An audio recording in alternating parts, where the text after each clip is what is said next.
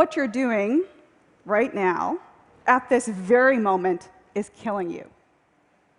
More than cars or the internet, or even that little mobile device we keep talking about, the technology you're using the most almost every day is this, your tush. Nowadays, people are sitting 9.3 hours a day, which is more than we're sleeping at 7.7 hours.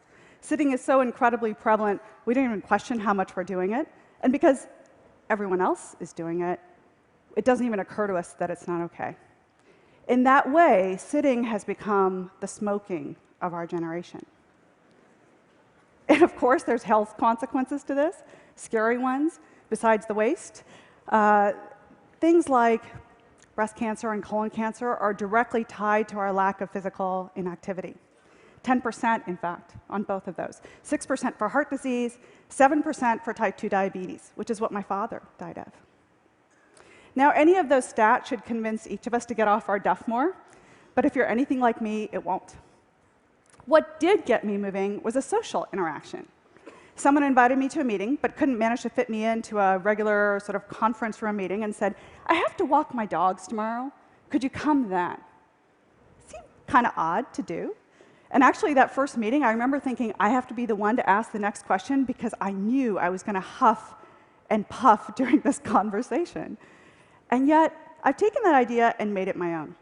So instead of going to coffee meetings or fluorescent-lit conference room meetings, I asked people to go on a walking meeting to the tune of 20 to 30 miles a week. It's changed my life. But before that, what actually happened was I used to think about it as you could take care of your health or you could take care of obligations. And one always came at the cost of the other. So now, several hundred of these walking meetings later, I've learned a few things. First, there's this amazing thing about actually getting out of the box that leads to out-of-the-box thinking. Whether it's nature or the exercise itself, it certainly works.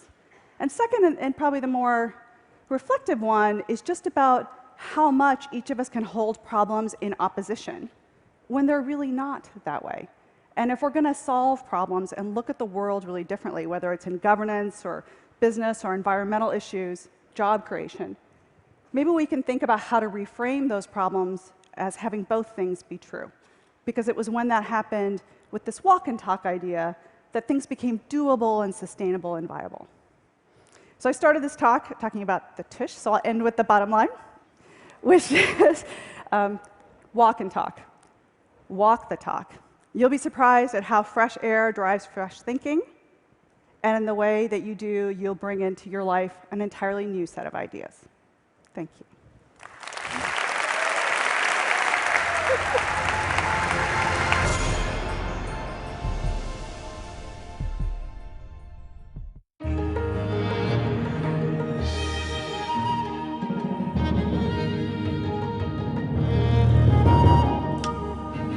Behind every great artist is inspiration, vision, passion, curiosity, tradition, and the master artists who came before.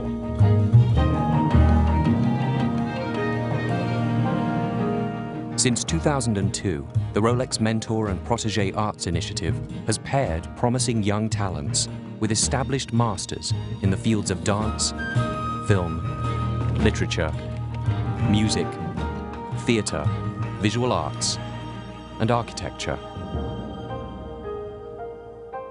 For a year of guidance, insight, and one-on-one mentoring.